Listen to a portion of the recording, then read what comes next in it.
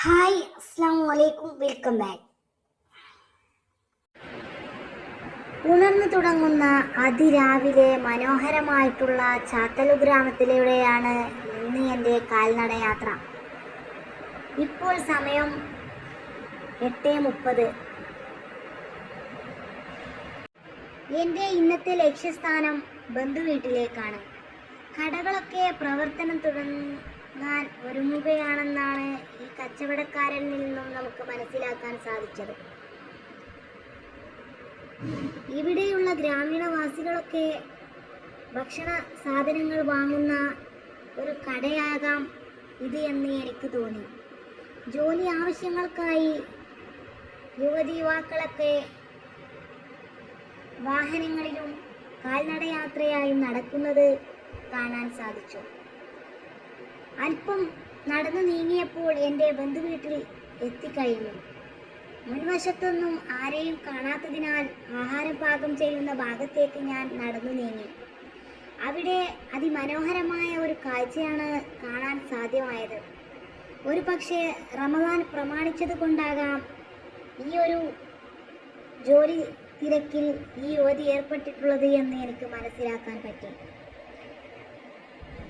ഇവിടെ ആകർഷണമായിട്ടുള്ള ഒരു കാഴ്ചയാണ് ഈ ഒരു അളവ് പാത്രം. ഇതുപോലെയുള്ള 2 പാത്രത്തെ ഞാൻ കാണാനിടയുണ്ടായി.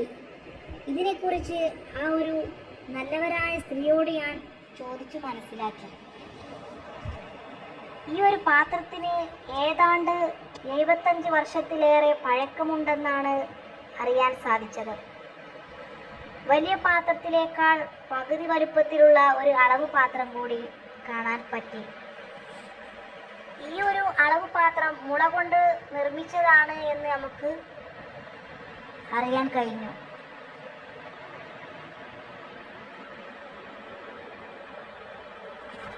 ഈ ഒരു അളവ് പാത്രത്തിന് തേയ്മാനം സംഭവിച്ചതായി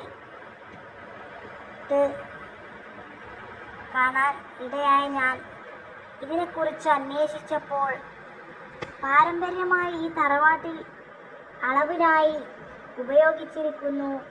ഇന്നും ആ ഒരു രീതിയിൽ തന്നെയാണ് പോയിക്കൊണ്ടിരിക്കുന്നതെന്നാണ് അറിയാൻ സാധിച്ചത്.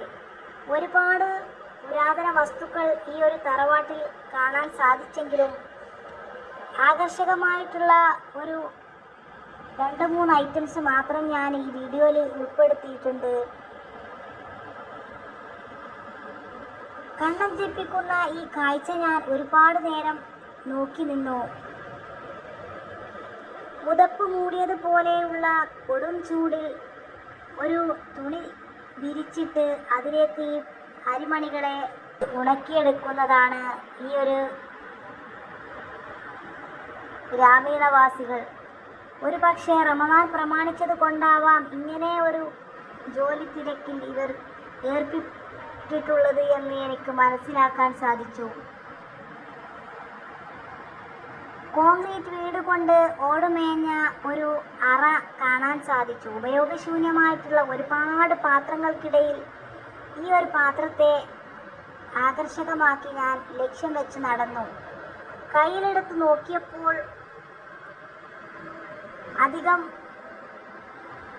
നല്ല കനമുള്ള ഒരു ചെമ്പിൻ്റെ പാത്രം. വർഷങ്ങൾക്ക് മുമ്പ് വിരുന്നുകാർ വന്നാൽ ആഹാരത്തിന് മുൻപും ശേഷവും കൈ കഴുകിയിട്ടുള്ള പാത്രമായിരുന്നു ഇത്. ഇതിൽ കാണാൻ വലുപ്പമുള്ളെങ്കിലും ഒരുപാട് വെള്ളം ഈ ഒരു പാത്രത്തിൽ കൊള്ളും. എന്തായാലും നമുക്കിതിലേക്ക് കുറച്ച് വെള്ളം ഒഴിച്ച് ഉപയോഗപ്പെടുത്താൻ എനിക്കൊരാഗ്രഹം. വീട്ടുകാരിയോട് ഞാൻ സംസാരിച്ചു. ഇതിൽ വെള്ളം നിറച്ചു. ടാപ്പിൽ നിന്നും വെള്ളം വരുന്നത് പോലെ ഈ ഒരു പാത്രത്തിൽ നിന്ന് വെള്ളം ഒഴുകുന്നത് കാണാൻ സാധിച്ചു.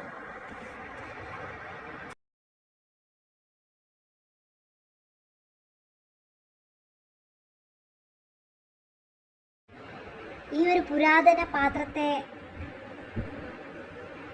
ഒരു 75-80 വർഷത്തോളം പഴക്കമുള്ളതായിട്ട് നമുക്ക് കാണാൻ സാധിച്ചിട്ടുണ്ട്.